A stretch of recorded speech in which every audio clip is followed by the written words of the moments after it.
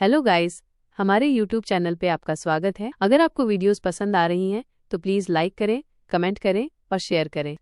अगर आपने चैनल को अभी तक सब्सक्राइब नहीं किया है तो प्लीज़ चैनल को सब्सक्राइब करें। प्रीति की आवाज़ में हल्की घबराहट और चिंता छुपी हुई थी। दी, एक बार प्लीज़ विशु को देख लो। मुझे लगता है कि उसका ट्रीटमेंट ठीक से हो रहा है या नहीं, ये आपको ही देखना चाहिए। अनिका अब तक अपने मन के तूफान को जबरदस्ती थामे खड़ी थी, लेकिन प्रीति की बातों में एक मासूम अनुरोध था जिसे वो टाल नहीं सकी। उसने खुद को संयमित किया, अपनी आंखों से आंसुओं के आखिरी कतरे को साफ किया और गहरे विश्वास के साथ प्रीति की तरफ देखकर कहा, चलो देखते हैं उसे। अब दोनों धीरे धीरे मारवा हाउस के सीक्रेट अंडरग्राउंड की ओर बढ़ने लगी। यह अंडरग्राउंड कोई साधारण जगह नहीं थी, बल्कि अनिका द्वारा डिजाइन किया गया एक हाईटेक और सुरक्षित मेडिकल स्पेस था, जिसे केवल बेहद जरूरी मामलों में इस्तेमाल किया जाता था।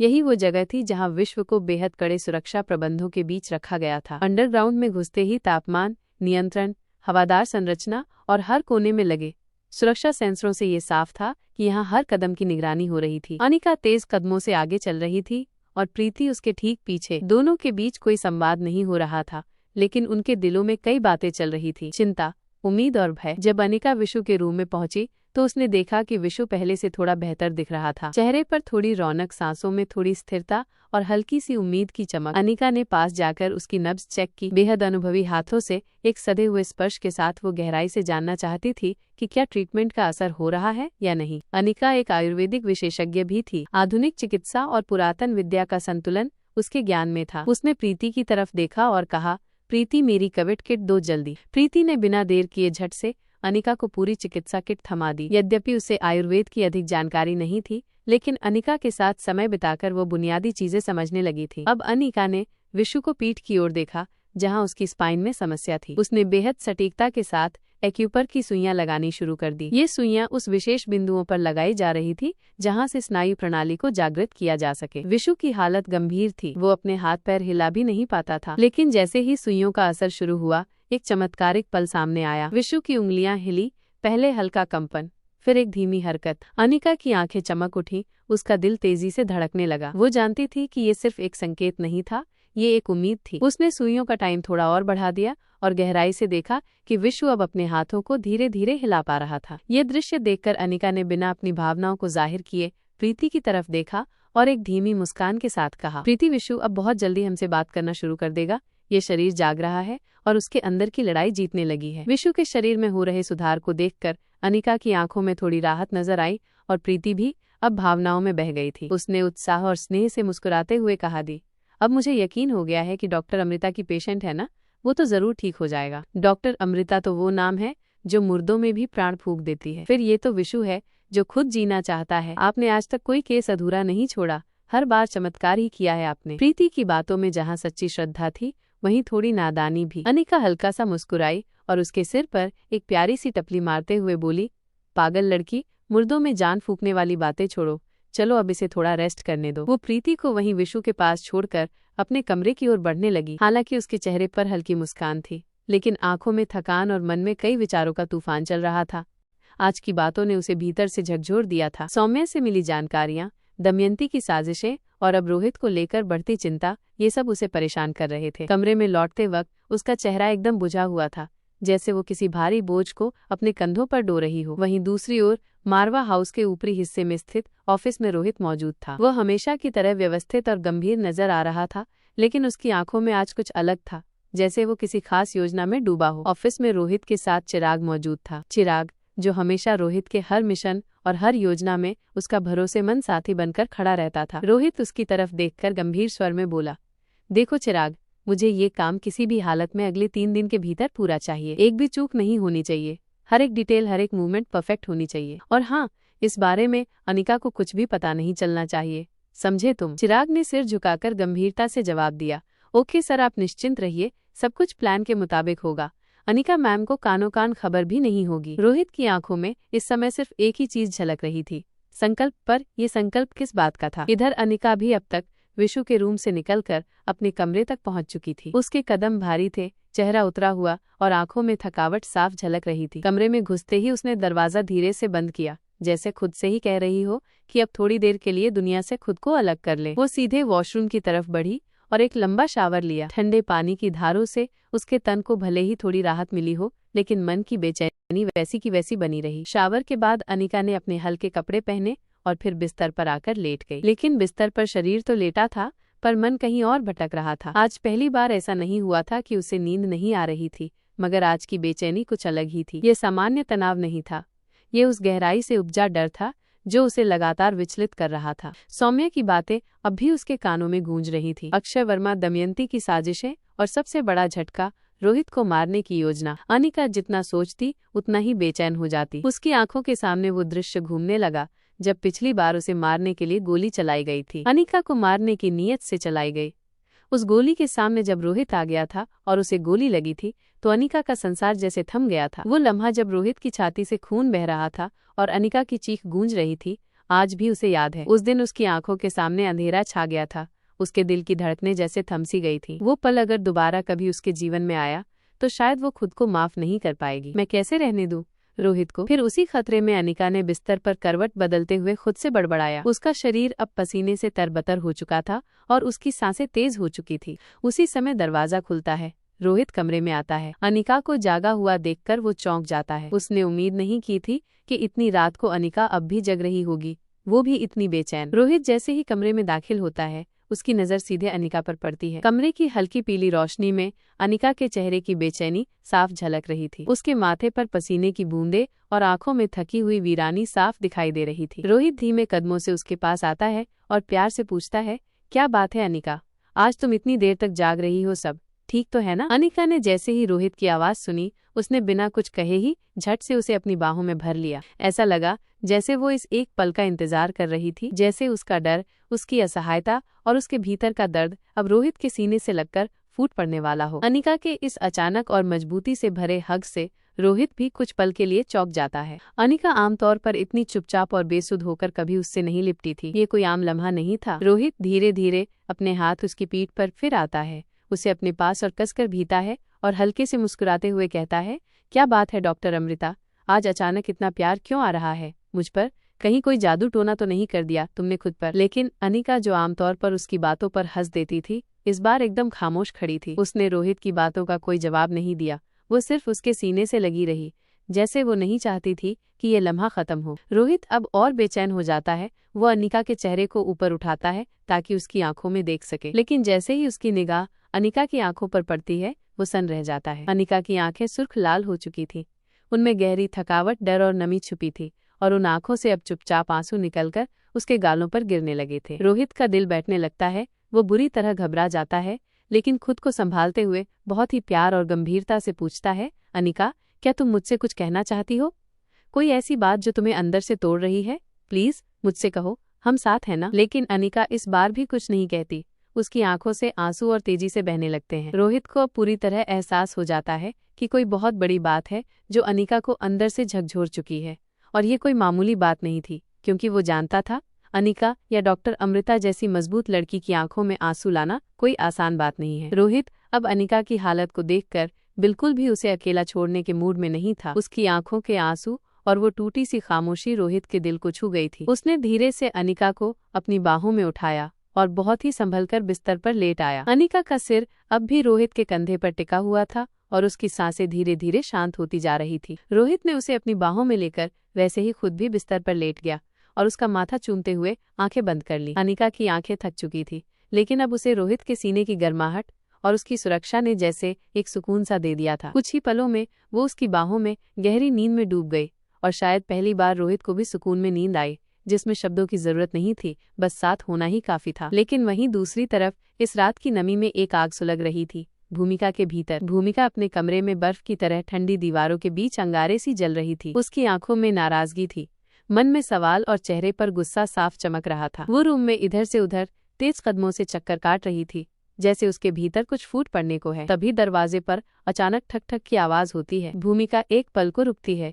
रात के इस सन्नाटे में यह आवाज उसे और ज्यादा बेचैन कर देती है। वो झल्लाते हुए दरवाजे की तरफ बढ़ती है और दरवाजा खोलती है। सामने निखिल खड़ा था, काफी शांत चेहरा, लेकिन आंखों में चिंता थी। निखिल को देखकर भूमिका कुछ नहीं कहती। उसने एक कड़वी नजर डाली और चुपचाप वापस पलटकर अपने कमरे में चली जाती है। निखिल भी बिना कोई प्रतिक्रिया दिए उसके पीछे कमरे में दाखिल होता है और जाकर एक कोने में रखे सोफे पर बैठ जाता है। कमरे में अब एक गहरी बोझिल सी चुप्पी पसरी हुई थी, जैसे हर दीवार भूमिका के गुस्से की कहानी सुन रही हो और निखिल की उलझनों को भी महसूस कर रही हो। निखिल को अब समझ नहीं आ रहा था कि वो बातचीत की शुरुआत कैसे करे। वो भूमिका को अच्छे से जानता था, उसके गुस्से के रंग और उसकी चुप्पी के मायने। वो जानता था कि अगर इस वक्त एक गलत बात निकल गई तो बात और बिगड़ सकती है। कुछ देर तक यूं ही कमरे में सिर्फ घड़ी की टिक टिक सुनाई देती रही। फिर निखिल ने थोड़ा माहौल हल्का करने की कोशिश करते हुए हंसकर कहा, भूमिका क्या बात है, आज तुम्हारा चेहरा तो बिल्कुल उस लाल टमाटर जैसा लग रहा है जो मम्मी हर इतवार को मेरे मुंह में ठूस देती है, लेकिन तुम तो तीखी मिर्च जैसी लग रही हो। भूमिका ने एक तीखी नजर उस पर डाली, लेकिन अब उसके चेहरे पर हल्की सी थरथराहट भी थी, शायद गुस्से की नहीं बल्कि उस जज्बात की जो अब तक उसके अंदर उबाल खा रहा था। निखिल की हंसी भरी बात सुनकर अब भूमिका का पारा और भी चढ़ गया। उसकी आंखों में अब गुस्से के साथ साथ आहत होने का भाव भी साफ नजर आने लगा। उसने तेज आवाज में कहा, हाँ, तुम्हें तो मैं लाल टमाटर ही दिखती हूँ ना, क्योंकि तुम्हारी नजर में मैं हमेशा गुस्से में रहने वाली लड़की हूँ। तुम्हारे लिए मैं एक एंग्री मशीन हूँ, है ना। निखिल थोड़ा सकपकाता है, लेकिन वो अब चुप नहीं रह सकता। वो थोड़े शांत लहजे में बोलता है, भूमिका, जब तुम हर छोटी बात पर भड़क जाती हो तो मैं और कहूँ भी तो क्या, लेकिन आज का गुस्सा कुछ और ही कह रहा है। प्लीज मुझे बताओ कि आखिर बात क्या है। क्या तुम मुझे बताने का कष्ट करोगी कि तुम इतनी परेशान क्यों हो। भूमिका एक पल को चुप हो जाती है। उसकी आंखें अब निखिल को सीधे देखती हैं, गहराई से, जैसे हर सवाल का जवाब उसमें ही छिपा हो। निखिल धीरे से फिर कहता है, भूमिका, मैं तुमसे कुछ पूछ रहा हूँ, मुझे बताओ ऐसा क्या हुआ है जो तुम्हारे अंदर ये तूफान मचा हुआ है। मैं जानता हूँ तुम कमजोर नहीं हो, लेकिन जो भी तुम्हें तोड़ रहा है वो जानने का मुझे हक है। भूमिका का चेहरा अब थोड़ा नरम पड़ता है। वो गहरी सांस लेती है और फिर निखिल के पास आके बैठ जाती है। तुम्हें पता है, निखिल, भूमिका ने धीमे लेकिन तीखे स्वर में कहा, आज प्रीति से मेरी बात हुई थी। उसने मुझे वो सब बताया जो अनिका और सौम्या के बीच में हुआ है। जब अनिका सौम्या से बात करने गई थी तो प्रीति कमरे के बाहर ही खड़ी थी और उसने सब सुन लिया, एक एक शब्द। निखिल का चेहरा अब चौंकने लगा था। भूमिका बोलती रही, तुम सोच भी नहीं सकते कि सौम्या ने क्या कहा। उसने अनिका के सामने साफ साफ कहा कि रोहित की मौत की प्लानिंग की गई थी। सुनकर प्रीति भी एक पल को सुन हो गई थी, लेकिन वह उस वक्त कुछ नहीं बोली, क्योंकि उसने अनिका की हालत देख ली थी। उसकी आंखों में जो डर था वो किसी भी शब्द से बड़ा था। निखिल अब एकदम सीरियस हो गया था। भूमिका की बातों ने उसे भी अंदर तक झकझोर दिया था। और जानते हो, भूमिका ने आगे कहा, प्रीति ने फिर भी ये बात नहीं छिपाई। उसने मुझसे कहा कि वो और कुछ छुपाना नहीं चाहती। उसने कोशिश की थी कि अनिका का ध्यान किसी और तरफ लगा सके, इसलिए उसने उसे विशु के बारे में कहा था, लेकिन अनिका उस हालत में थी ही नहीं कि वो और कुछ समझ सके। भूमिका की आंखों में आज जो ज्वाला थी वो सिर्फ गुस्से की नहीं बल्कि अपमान, पीड़ा और अपने भाई के लिए उठे उस रक्षक स्वभाव की थी जिसे कोई नजरअंदाज नहीं कर सकता था। निखिल उसकी बातों को बहुत ध्यान से सुन रहा था और अब भूमिका ने जो सच उसे बताया वो उसकी भी रगों में खून को खौला देने वाला था। प्रीति ने मुझे सब बता दिया है। निखिल, भूमिका की आवाज कांप रही थी, लेकिन उसके भीतर लावा जैसा गुस्सा उमड़ रहा था। जब अनिका और सौम्या के बीच वो सब बातें हो रही थी, उसी वक्त प्रीति वहां बाहर थी। उसने कोई एक भी बात मिस नहीं की। वो जो सीक्रेट अंडरग्राउंड रूम था ना, वहीं सब कुछ हुआ। भूमिका का चेहरा अब और भी सख्त हो चुका था, उसका जबड़ा कस चुका था और आंखों में आंसुओं की जगह सिर्फ आग थी। उस सौम्या की इतनी हिम्मत, मेरे भाई को, मेरे रोहित को मारने की प्लानिंग, और ऊपर से इस सब के पीछे दमयंती जैसी औरत हो। अगर अनिका ने आज तक सौम्या को न मारने के लिए मुझसे नहीं कहा होता तो निखिल ने आज सौम्या को अपनी आंखों के सामने जिंदा नहीं छोड़ती। निखिल अब समझ गया था कि बात कितनी गंभीर है। वो फौरन उठ खड़ा हुआ और बोला, भूमिका, प्लीज खुद को इस तरह मत तोड़ो, शांत हो जाओ, हम कुछ न कुछ जरूर करेंगे, इस बात का हल निकलेगा। तुम जानती हो ना, हम अकेले नहीं हैं। अनिका, प्रीति, हम सब एक साथ हैं। लेकिन भूमिका अब किसी और ही मानसिक स्थिति में पहुंच चुकी थी। अब किसी सौम्या को या किसी दमयंती को मेरा भाई छीनने का हक नहीं है। निखिल, उन्हें रोहित तक पहुंचने से पहले मेरे जिस्म से गुजरना पड़ेगा। मैं किसी भी कीमत पर उन्हें ये मौका नहीं दूंगी। निखिल को अब महसूस हुआ कि वो केवल उसे शब्दों से शांत नहीं कर सकता। वो एकदम से आगे बढ़ा और भूमिका को कसकर अपनी बाहों में भर लिया। भूमिका उसकी हरकत से एक पल को चौंक गई।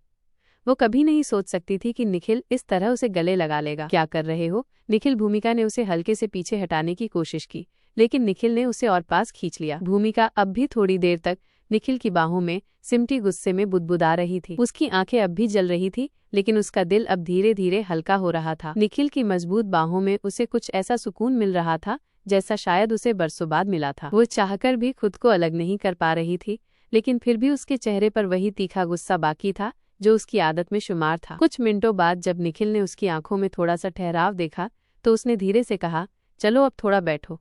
तुमने खुद को बहुत थका लिया है। निखिल उसे धीरे से बेड पर बिठाता है और पास रखे जग से एक गिलास पानी भरकर उसे देता है। भूमिका बिना कुछ कहे गिलास लेती है और एक ही सांस में पूरा गिलास खाली कर देती है। अरे थोड़ा धीरे पिया करो, कहीं गले में अटक गया तो फिर मुझे ही सांसें गिननी पड़ेंगी। मैडम तुम्हारी, निखिल ने हल्के फनी अंदाज में कहा। भूमिका ने उसकी बात पर हल्की तिरछी नजर डाली, मानो कह रही हो अब ज्यादा मजाक मत करो, लेकिन अब उसके चेहरे पर थोड़ा सुकून साफ दिख रहा था। निखिल ने भी गहरी सांस ली। मैं तो तुम्हारे भले की ही बात कर रहा हूँ, वैसे भी तुम सारा गुस्सा मुझ पर ही क्यों निकाल रही हो, निखिल ने नजरें मिलाते हुए कहा। अब भूमिका ने चुपचाप सिर झुका लिया।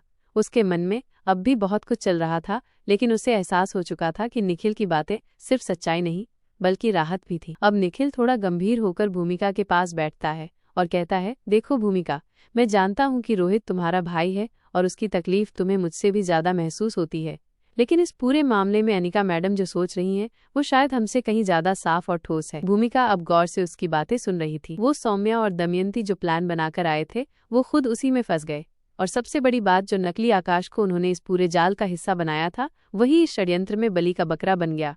उसका एक्सीडेंट वो इसी सब का नतीजा था। निखिल थोड़ी देर रुकता है, फिर और गंभीरता से कहता है, मतलब ये कि उसकी चाल उल्टी पड़ चुकी है। निखिल की आंखों में गंभीरता थी, पर साथ ही एक ऐसी सच्चाई भी थी जो भूमिका के भीतर की उथल पुथल को कुछ पल के लिए ही सही शांत करने में सफल हो रही थी। जब निखिल ने ये कहा कि जब तक ऊपर वाला हमारा बुरा नहीं चाहता तब तक कोई भी इंसान चाहे जितनी चालें चले हमारा कुछ नहीं बिगाड़ सकता, तो जैसे भूमिका के भीतर कहीं कोई बहुत गहरी गांठ हल्की हो गई। उसके चेहरे पर एक फीकी सी मुस्कान उभर आई जो खुद निखिल के लिए किसी जीत से कम नहीं थी। ठीक कह रहे हो निखिल, भूमिका ने गहरी सांस लेते हुए कहा।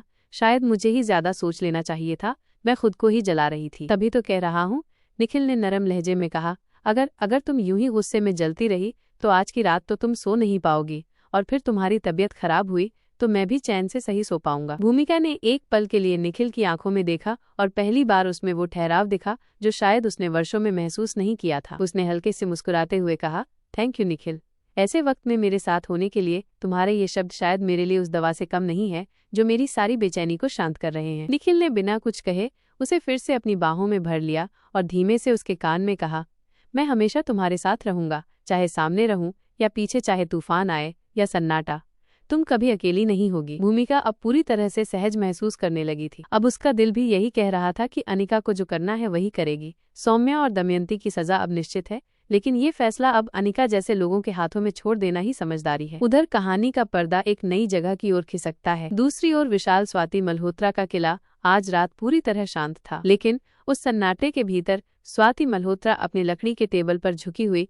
किसी अत्यंत गोपनीय फाइल को पढ़ने में व्यस्त थी। उसके चारों ओर नीली और सफेद रोशनी का मेल एक रहस्यमय माहौल बना रहा था। उसी वक्त कमरे के दरवाजे पर दस्तक होती है और फिर प्रवेश करते हैं किले के सबसे पुराने सेवक, जिन्हें सब उन्हें बूढ़े बाबा कहकर बुलाते हैं। उनके हाथ में एक ट्रे थी जिसमें स्वाति की पसंदीदा दालचीनी की चाय का कप रखा था। बूढ़े बाबा ने ट्रे मेज पर रखते हुए कहा, मैडम क्या आपको याद है 3 दिन बाद क्या है? स्वाति ने अपनी आंखें उन पुरानी फाइलों से हटाई और बाबा की ओर देखा। उसकी आंखों में चमक थी।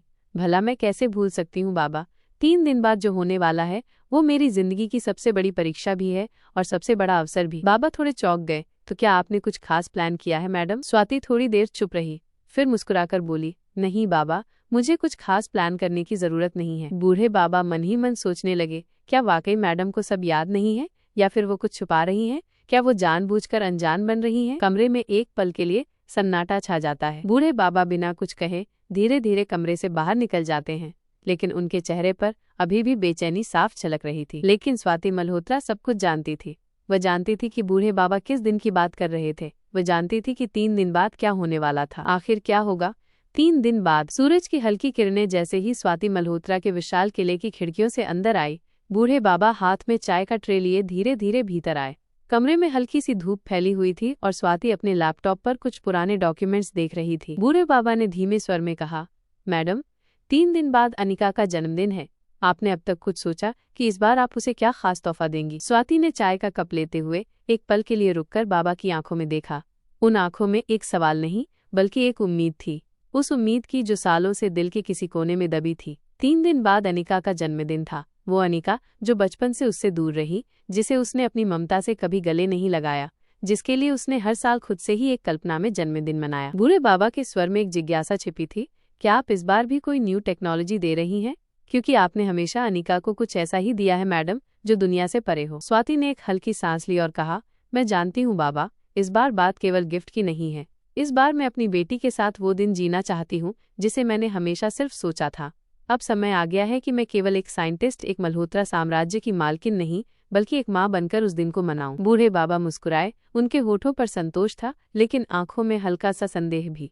उन्होंने धीरे से पूछा, तो क्या आपने कोई प्लान तैयार किया है मैडम? स्वाति कुछ पल चुप रही, फिर गहरी आवाज में बोली, प्लान? इस बार मेरा गिफ्ट सिर्फ कोई मशीन नहीं होगा बाबा, ये कुछ ऐसा होगा जिसे अनिका महसूस कर सके, जिसे वो याद रखे। मैं उसे वो देना चाहती हूँ जो उसे आज तक कभी नहीं मिला। हालांकि स्वाति मल्होत्रा आज भी दुनिया से दूर अपनी पहचान को छुपाकर जी रही थी, लेकिन उसके दिल में एक माँ की भावना अब किसी समंदर की लहरों की तरह उफान पर थी। चाहे पूरी दुनिया उसके इरादों से अनजान हो, पर कम से कम वो अपनी बेटी अनिका के साथ उसका जन्मदिन मनाने का हक तो रखती थी। बूढ़े बाबा, जो वर्षों से स्वाति के करीब थे, अब स्वाति के सामने कुछ उम्मीद भरे लफ्जों में बोले, मैडम प्लीज बताइए ना, आपने क्या सोचा है इस बार अनिका बेबी के जन्मदिन के बारे में? क्या कुछ खास तैयारी हो रही है? स्वाति ने उनके सवाल का कोई स्पष्ट उत्तर नहीं दिया। उसने बस चुपचाप एक मुस्कुराहट के साथ बाबा की तरफ देखा, लेकिन वो मुस्कान कोई सामान्य मुस्कान नहीं थी। उसमें कई अनकहे जज्बात, यादें और योजनाएं छिपी थी। वो मुस्कान बता रही थी कि कुछ तो चल रहा है स्वाति के दिमाग में, लेकिन वो फिलहाल उसे जाहिर नहीं करना चाहती। बूढ़े बाबा ने उस खामोश मुस्कान को देखकर गहरी सांस ली। वे जानते थे कि ये वही पुरानी आदत थी, जब भी स्वाति कुछ बड़ा सोच रही होती तब वो चुप हो जाती थी, जवाब नहीं देती थी। बस एक हल्की सी रहस्यमयी मुस्कान उसके चेहरे पर होती थी। बाबा अब कुछ कहे बिना ही वहां से धीरे धीरे बाहर निकल गए। करण का अतीत। इधर गुलेरिया हाउस में सुबह की हल्की किरणें खिड़की से झांक रही थी, लेकिन उस घर के सबसे बड़े कमरे में अंधेरा और सन्नाटा पसरा हुआ था। करण गुलेरिया अब तक सोया नहीं था। उसकी आंखें खुली थी, लेकिन मन कहीं और भटक रहा था, अतीत की गलियों में। वो अपने कॉलेज के दिनों को याद कर रहा था, अपनी जवानी, अपना जोश, और वो वक्त जब उसकी पहचान सिर्फ एक अमीर खानदान का वारिस नहीं, बल्कि एक जबरदस्त खिलाड़ी के रूप में होती थी। और तभी उसकी आंखों के सामने एक धुंधली सी तस्वीर स्पष्ट होने लगी। वो तस्वीर जो उसके कॉलेज के मैदान की थी। फ्लैशबैक शुरू होता है। कॉलेज का विशाल मैदान दर्शकों से खचाखच भरा हुआ। चारों तरफ उत्साह की गूंज थी। स्टेडियम में सीटों पर बैठे छात्र छात्राएं जोर जोर से तालियां बजा रहे थे, झंडे लहरा रहे थे। दोनों टीमों के खिलाड़ी मैदान में वार्म अप कर रहे थे।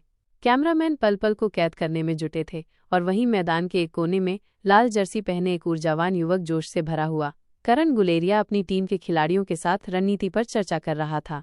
उसकी आंखों में जुनून था, चेहरा आत्मविश्वास से दमक रहा था। पूरा मैदान आज कॉलेज के दो सबसे लोकप्रिय और मजबूत टीमों के बीच मुकाबले का गवाह बनने जा रहा था। एक तरफ लाल जर्सी में करण गुलेरिया की टीम थी, तो दूसरी तरफ नीली जर्सी में स्वाति मल्होत्रा की टीम। दोनों ही टीमों के प्रशंसकों की चीख पुकार और तालियों से मैदान गूंज रहा था, लेकिन इस साउंड की भीड़ में भी करण के कानों तक सिर्फ एक ही ध्वनि पहुंच रही थी, अपने दिल की धड़कन की, जो हर बार जब वो स्वाति को देखता तेज हो जाती।